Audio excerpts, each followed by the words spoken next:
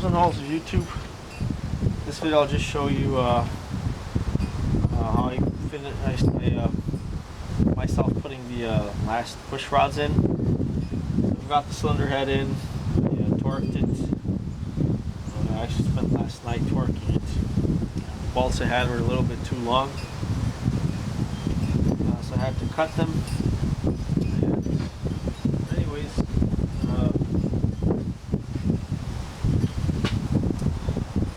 This stuff here as a gasket sealer. That's the Ultra Copper made by Permatex, and it's a gasket maker. It says here not recommended for use on head gaskets or parts in contact with gasoline. Though it says that everybody uses this on head gaskets, and it's not a crucial component. And the one that I did years ago was still fine, so this is fine. Put just a thin bead of this stuff, then I put the cylinder head on. I didn't tighten anything, and I waited 1 hour, and then tightened, torqued to specifications, which is what it says to do here. So, once again, this is the overhead valve engine. I put stainless steel bolts here, and these bolts on this side are just normal bolts, except for two of these ones in the center, which are stainless. I just like to go all stainless, but these bolts are very expensive and they're not so easy to find. So anyways, I'm just putting the last of the push rods in, made sure they were all straight, and I'm just dabbing it in a bit of grease, moly grease. And I look down into the hole. You can see where the valve is.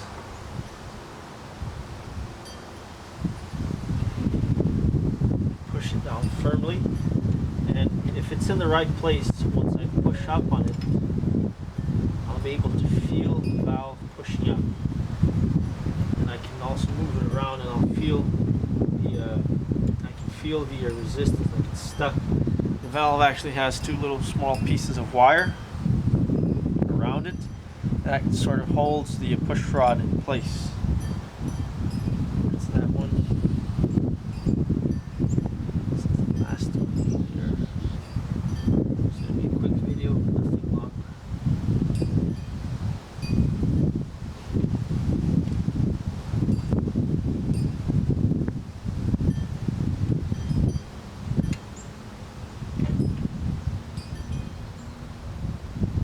I can actually feel the valve being lifted.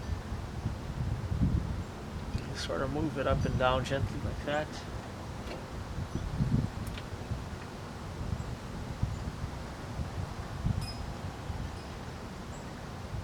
And it's, like I said, it goes into a slot.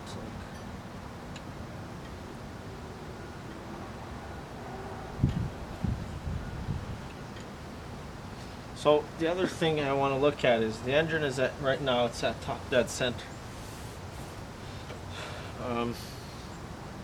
So I want to look at the heights of the valves and how far out these push rods are sticking out. That will tell me which valves are open and which ones are closed. So for top dead center and cylinder number 1, I'm pretty certain that both the intake and the exhaust valves for cylinder number 1 should be closed, and that does seem to be the case.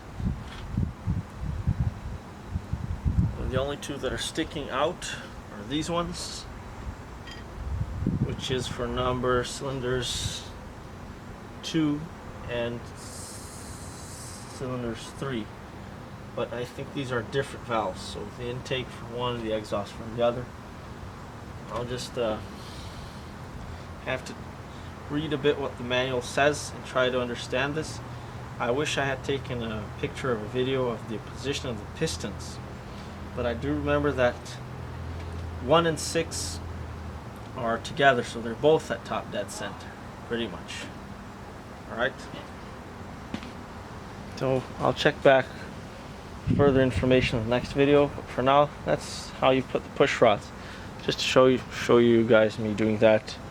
And like I said, there's moly grease right there.